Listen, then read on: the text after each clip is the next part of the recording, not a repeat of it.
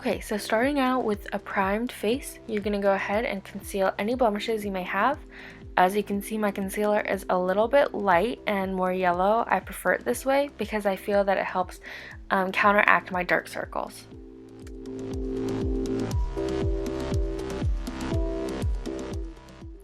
As you can tell, I take my concealer very seriously. MAC Pro Longwear has been a favorite for a long time. I'm almost out of it actually. But for some reason today I decided to conceal 2 times just to make sure I had a very flawless canvas for my foundation. So I heard really good things about the Make It Forever HD foundation. So I decided to pick it up at Sephora, and that is what I'm using today for this look. I don't know how I feel about it yet. I mean, it's good, but it's not amazing, you know? I don't know. If you've ever tried it, let me know what you think about it.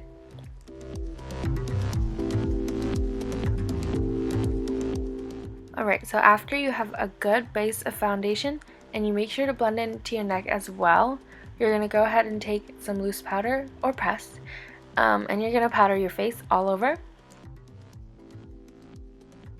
So I really like to concentrate the loose powder under my eyes so that if I have any loose pigments falling onto my cheeks, it's easy to brush away later. As you probably saw, it can get everywhere and I ended up inhaling so much of it, so just be a little careful with that.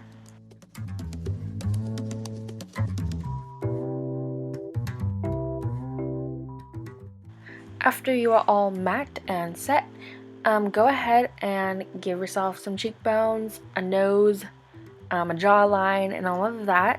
I usually like to go back in later to sharpen it all up, but you know, you like to have a bone structure while you do your makeup.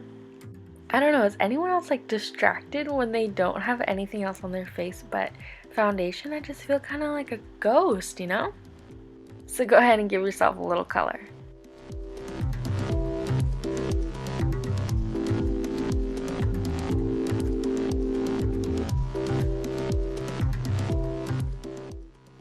Cool, now that we're done with the face makeup, we can move on to the fun stuff. Go ahead and groom your eyebrows, and then you're just going to use a pencil to give yourself some guideline and fill that in with a pomade. And I had to take out a decent chunk of the footage of me doing my eyebrows because if I didn't, you would literally be watching me doing my eyebrows for like 20 minutes. So that's why it's a little bit choppy. After you're happy with how your brows look or semi-content, like I always am, go ahead and prep your eyelids with some eyeshadow primer or use your concealer like I did. The MAC Pro Longwear is what I use again. I just feel like this really erases your veins. I don't like it when my blood veins show through my eyeshadow. I know I'm so weird in particular, but this just really works well for me.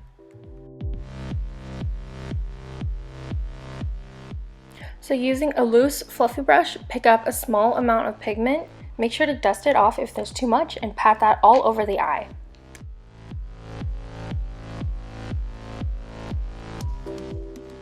Before I go on with the eyeshadow color I want to use, most of the time I'll lay transparent powder or a neutral eyeshadow down just so that the primer doesn't pick up too much color and make it really difficult for me to blend it out. After you have a good layer of the color, use a damp brush. You can use the same one and pick up even more pigment. Using a damp brush is really going to pack on that color, and I wouldn't use a swiping motion because I found that that actually takes some color off. Just pat the color onto your eye.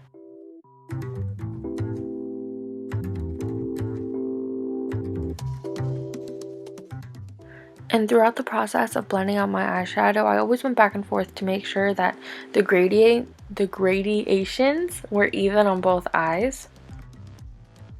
To get that right amount of dampness on the brush, I just quickly sprayed it with some Fix Plus from MAC.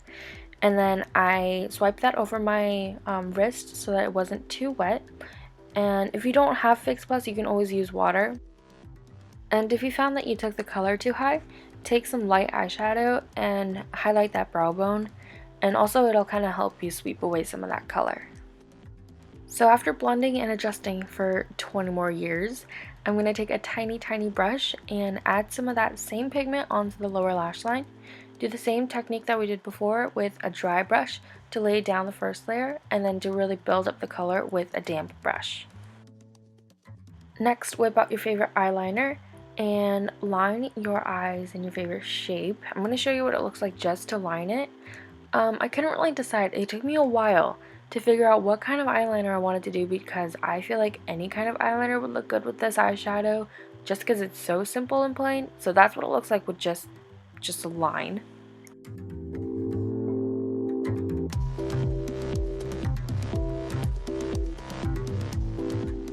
So I felt like one line wasn't enough. I added a little bit of a wing, and I was pretty happy with that at this point.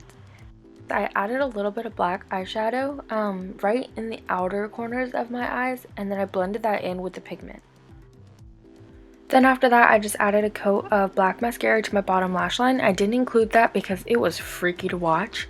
That angle is not cute for anybody.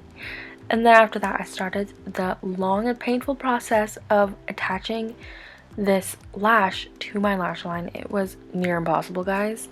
Looking back on it, I should have just trimmed it, but I was so determined to make it work. Yeah, I don't know. Next time I will trim it though.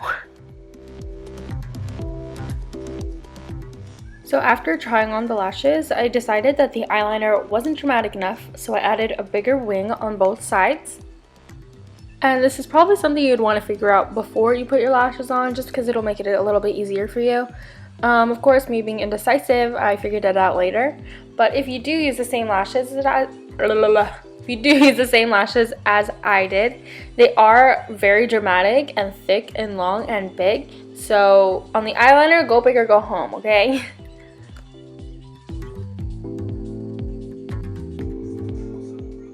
So after that, I just touched up my contour, bronzer, and I added some highlight and blush, and that was it.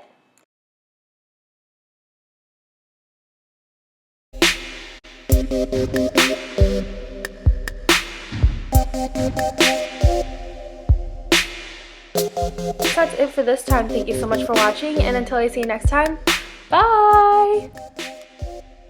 Do like eyes and like lips, you know what I mean? Yeah, it's very hard.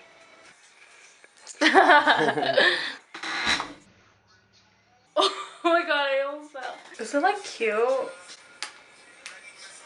Yeah, I think so. I don't know.